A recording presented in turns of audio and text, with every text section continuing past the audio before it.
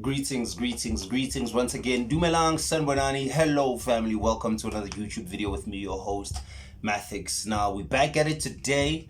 Today, episode 3. Today, we're dealing with episode 3. First of all, let me start by saying Yabong. Thank you, Kyaleboha, Diabulela. Thank you to everyone who's subscribing, to everyone who's learning from this channel and who's growing. I hope that you don't just come to this channel just to take in information, but you don't apply it. You must apply this information into your life, because this is your information. I am merely just a reminder. I'm not above you in any way. I'm not below you in any way. I may have dabbled in certain realms that you may not have yet, but it doesn't mean that, that I'm something that you are not. And that should apply for anything and everyone in your life. Everyone in your reality is nothing but a reflection of you. Everyone is you externalized. This is your movie. You are the main character. You are the person watching this. You are the main character in your movie, and I'm an extra. You've chosen me to be the extra in your movie that reminds you of these truths. So now, today, I'm going to be reminding you of the story that is esoteric, which is the book of Job. So we're going to be looking at the book of Job on episode 3 of Esoteric Bible Studies. So now, when you look at the book of Job, it's one of the most interesting books actually in the Bible, because that's where they speak about constellations. That's where they speak about stars. And when you look at people in Christianity, especially in the Orthodox deep Christianity, they tend to say, no, zodiac signs and horoscopes, those things are evil, they're not in the Bible. And I'm like, what Bible are you reading? Because clearly these things are in the Bible. Even in the book of Genesis, God says that the stars will be there to mark important times and events. So look upon the stars for signs and wonders, because the stars mark time. The stars are time. The whole concept of time, the whole concept of 12 p.m. to 12 a.m., 12 a.m. to 12 p.m., that 12, that's the 12 constellation. We get time from the stars. According to how the sun moves, according to the 12 constellations, we get months, and then we get great years. So in the book of Job, we find the constellations. We find that the Bible speaks about stars. So now let's break this story down. So the story starts with, so Job is this rich guy, basically. Job is this rich, wealthy guy who's loved by the Lord, and he loves the Lord, and he's been blessed by the Lord. And then Satan challenges or goes to God with a proposal. It's like, hey, Job, I want to put this guy through certain tribulations, because I feel like the reason why he's thriving is because you have favored him. And then God is like, nah, bro, go for it. Nah, you'll see he won't turn on me. So he loses everything, and then eventually he gets everything back. Job, once again, is a personification of your soul. Remember, how you learn, or how you know, or how you must move in decoding the Bible is to take the words, take the names, and break them down. What does the name Job mean? Job means persecution. That's the etymology of the word Job. The word Job, this is the reason you don't like your J-O-B. You don't like your job, because the word Job or job means persecution. When you go to work, you feel persecuted there. That's what the whole book of Job was about. It was about spiritual initiation through persecution, because persecution represents trials, tribulation. The journey of the Christ into physicality is Job. Jesus coming down to become crucified, what they call the passion of the Christ. When you look at passion and you break that word down, passion means to suffer. It's the passion of the Christ. To cultivate the inner light in you, you suffer. You go through an alchemical process, an initiation. Life is a whole journey of initiation, and it's represented by Job. So they say that Job was this rich man who was loved by the Lord, and he loved the Lord. He was a man born in the land of Uz. And here again, now we go into the symbolic numerical symbolism. They say that Job, number 1, listen to this. Job had 7 sons and 3 daughters. The last story that we did, Solomon. What did Solomon have? Solomon had 700 wives and 300 side chicks. These numbers cannot be a coincidence. 7 and 3 is 10. 10 is the number of completion because it represents you in the Kabbalistic diagram, which are the 10 spheres, the 10 sephiroths. When you stand like this, again, remember, I'm still going to do a whole thing about what the Kabbalah is. There we're going to get deep in it. But look at these numbers. Ask yourself, if these things were literal, why did they always have the same number of things? Clearly, these things must have been symbolic. Check. Solomon, 700 wives and 300 concubines, right? Job, 7 sons, 3 daughters. He had 7,000 sheep and 3,000 camels. He had 500, which 7,000 and 3,000 is 10,000 again, which is 10. Just like 700 and 300 is 1,000, it goes back to 10. 7 and 3, 10. So he had 500. He had 500 oxen or cows, and then he had 500 donkeys. Again, 1,000, which is 10, because it represents the completion of man in physicality, the complete cycle of you coming into the body and being fully embodied in the Kabbalistic tree, in the tree of life.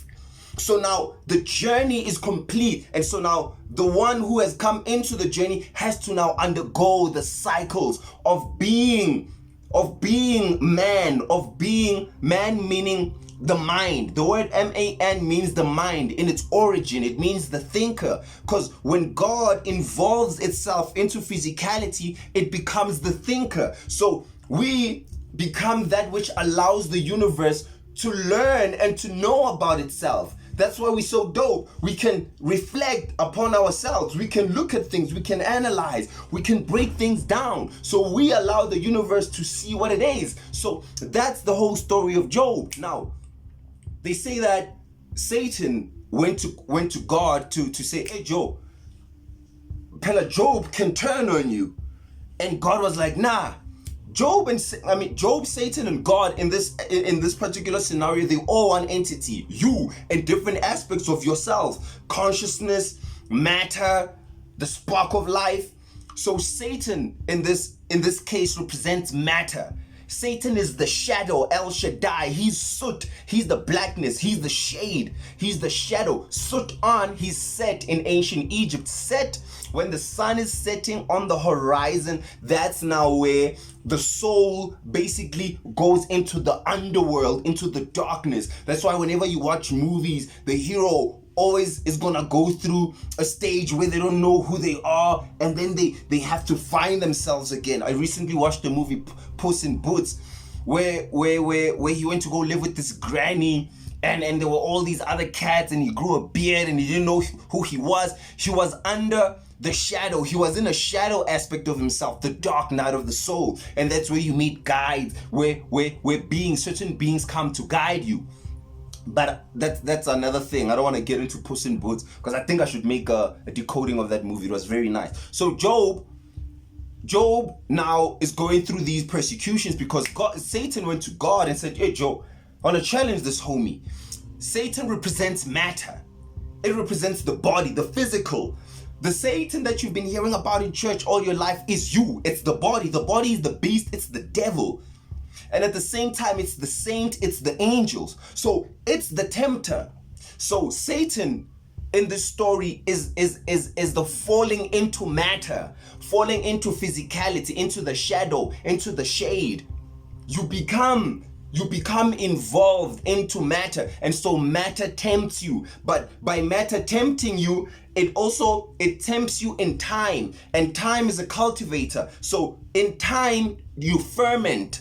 Just as diamonds are created through heat and pressure and time, so when you add heat and pressure and time, carbon turns into diamonds. When you add a cocoon and the natural evolutions within a caterpillar and time, that turns into a butterfly. So when you take a divine spark and you put it into a carcass, into a mummy, which Osiris represents, and you put it into a tomb, into a womb, which is the body, into a shell, into hell, in which you fell into a spell. So you are under a hypnotic spell of the material world, which you must rise above. That's the whole thing Jesus is talking about. I have come to conquer death. Death is the incarnation into the body. So that's who Satan is in the story of Job. So Satan is the tempter. He comes to God and says, I want to tempt this guy, and God allows it. Come on, you can't think that this is literal, God and Satan having a conversation and like basically them discussing, it's like, yeah, nah, take him. No, man, come on. And also these numbers. So Satan represents matter. Job is the divine spark in you that incarnates the divine soul, the light that comes into the physical in order to be tempted. Now, just as Abraham, the story that we did, just as Abraham had to go sacrifice his son, the things that gave him pleasure in the physical, so too did you see Job losing a lot of his things in the physical, which just means that there's certain aspects of yourself that represent the lower aspects that will have to be sacrificed in order for you to take on the new you. So him losing all these things, him growing all these things on his skin, and his wife saying, oh, leave God, if curse God, because look at you now, bro, you were the big guy and now you're suffering. Those are the emotions, his lower emotions, tempting him to fall away from his divine self. The thing about Job also is that Job, just like Solomon, was an initiate. He wasn't fully there. He was still growing. Just as Jesus also on the cross was like, Eloi, Eloi, lama sabachthani, God, why have you abandoned me? Because he's still going through the process. So that's why sometimes you feel like, damn, these things are not adding up. My finances, my children, my relationships, things are they're not making sense. And that happens along the journey. There'll be parts where you feel like, things are not clicking. That's you being Job. That's you being persecuted. But these persecutions are nothing but an alchemical step and process in your becoming Christ. So you must conquer death, ignorance. You must conquer all these lower emotions that are very heavy on the soul: lust, jealousy, envy, and greed, which are represented by Satan, the temptations of the body, and you must overcome that. Now, here's the cool thing about Job. I gotta say that Job, he was the righteous one out of all the men in the east. Now, whenever you see the east, it represents the rising of the sun, because the sun rises in the east. So it represents the rising of the sun, consciousness. He's rising in consciousness. He was the righteous one, but he was religious in his ways. There's a difference between religion and spirituality. Religion is like rules and it's like law, but the spirit is free flowing. The spirit is free flowing with the movement of things. It's disciplined, but it's not. It's right brain. That's why you must open the right brain so that it can match up with the left brain, which is logic. So after Job, which is the sun, the righteous one in the east, after he loses all of these things, which represents the descent into the dark night of the soul, after he loses all of these things, he starts having this conversation with God. So that's him now being initiated into higher conversations with himself, because in the darkness, when you're in the darkest states, that's when the light tends to come in. You can only be brave when an opportunity to be brave presents itself. So when you are frightened, it calls for bravery. When you are in darkness, that's where light comes from. Most of the time when you're comfortable, it's hard to grow because you're in comfort. So the whole thing of earth is us it's all of us as a collective human soul having taken on this journey, knowing that we would conquer it. It's hard, but we knew that we would do it because we're eternal. And so we create systems and matrices that we know we're going to go conquer. So this one was one of the hardest. That we're like, okay, now we're going to conquer the final stage, the shell, the body. And then we were like, okay, but once you fall in here, you lose everything. You lose memory and you must rise from that. So now the whole thing about Job falling into this was that he, from the state of falling into matter, he had to rise from it, because Gava, he had everything from the jump, just like the prodigal son. He just like Adam, he was in the garden, the prodigal son, his father's house, he had all these things, but he had to lose them. You were in a pristine heavenly state, but you didn't really understand what it is until you had to come to earth to negate yourself, and then you could really understand. You had to come down to experience it, and from experiencing the trials and tribulation, then can you really now comprehend what it is to be God through experience. Because before your incarnation, before our collective incarnation, we only knew what it was to be God conceptually, but we didn't experience it. The angels know it conceptually, but those who never descended as the divine beings to the lowest of realms, they don't know what it is to be God experientially. You see, so your soul, your spark is Job.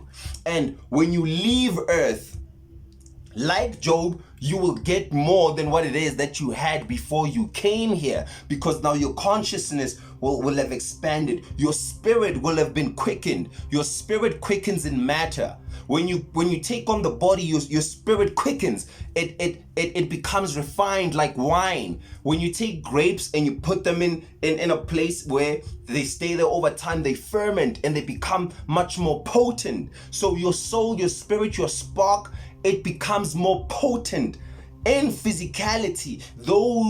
That potency is due to the tribulations that take place in the physical place. Now, as Job is having these conversations with God, God is like, hey Job, do you know who has put these things, bro? Like it's his higher self. Now he's like, do you know how to tell forth? He's asking him about the stars. He's like, do you know how to tell this? Do you know how to tell this? And he's like, do you know how to tell their stars in their seasons?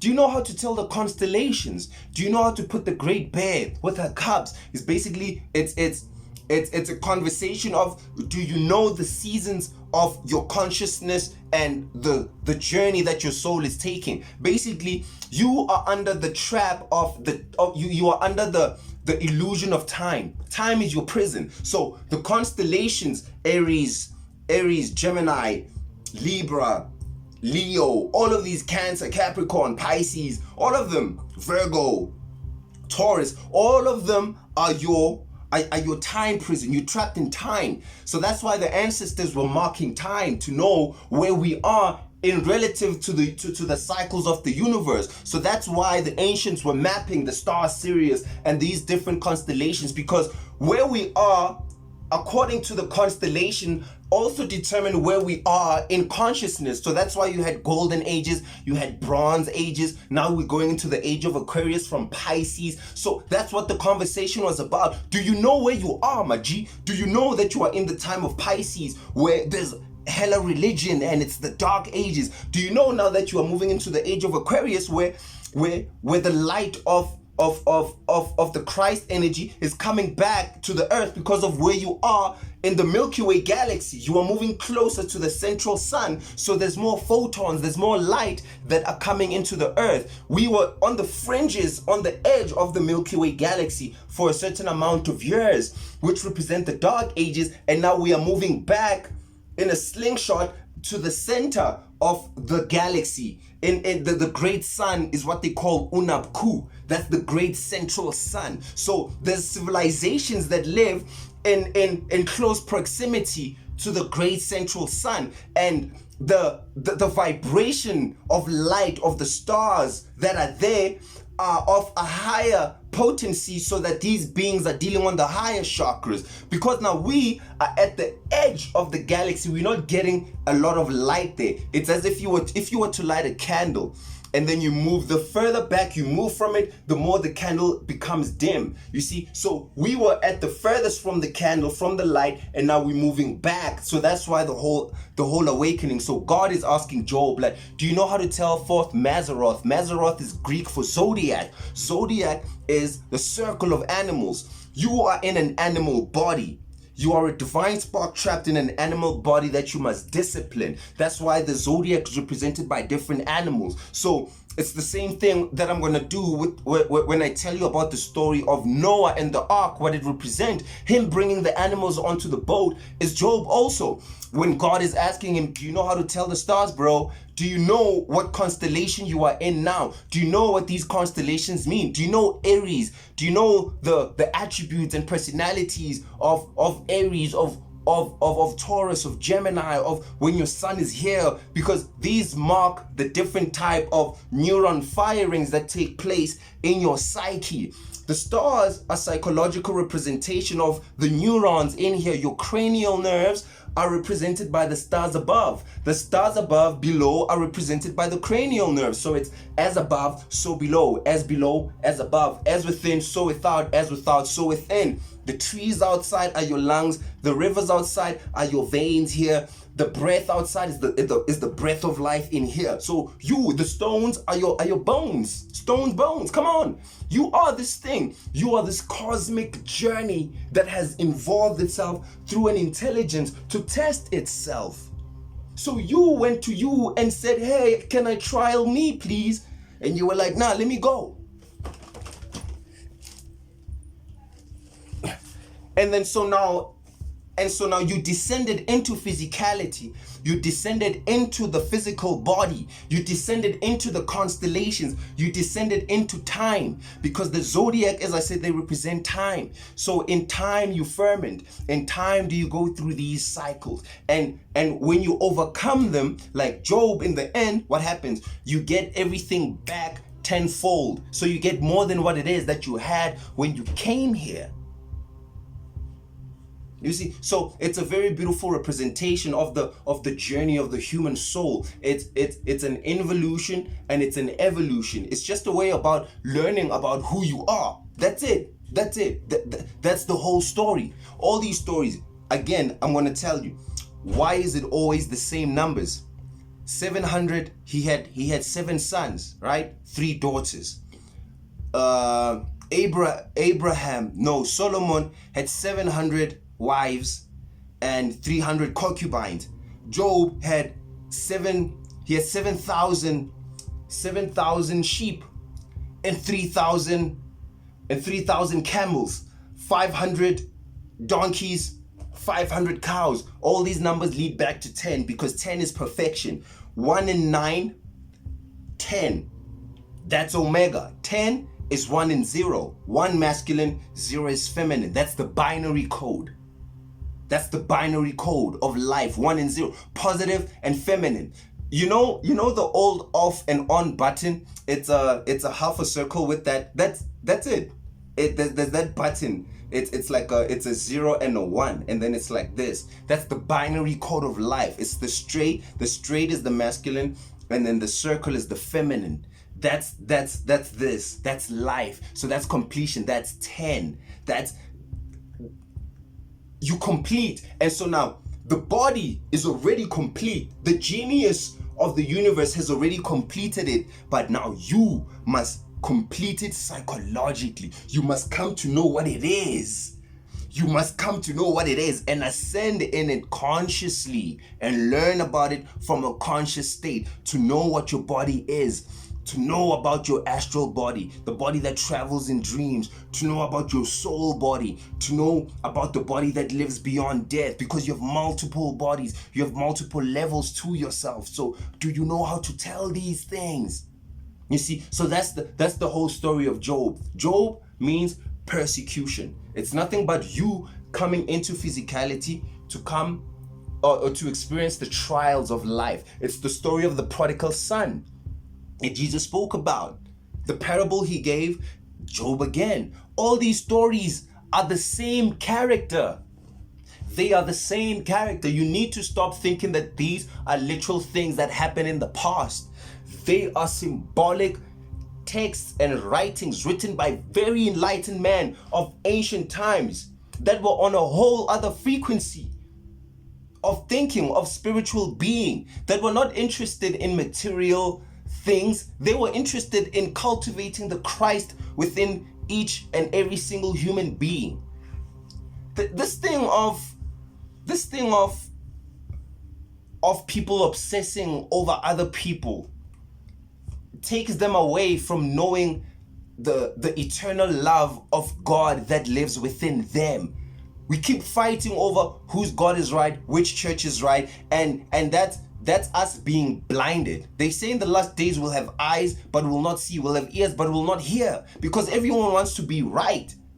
And the only right thing is for you to know God in your way.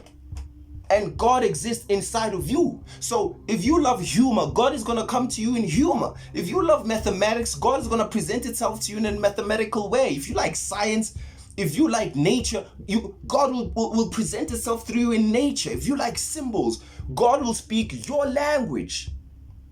Because your language is God's language. It's not going to come in another man's way. No. It's gonna come in the way that you will understand it. So God will personify the journey, or the journey is already personified for you to know it how you gonna know. So if you come to God through Christianity, that's you. If you come to God through Buddhism, that's you. Through African spirituality, that's you. Doesn't matter how you get there, get there. Get to knowing that God exists inside of you. Greater is he who is within you than he who is without. So that's the book of Job in a nutshell. Peace, love, and light to you all, family. Until the next class of Esoteric Bible Studies, this is your host, Mathix. I'm out. Much love.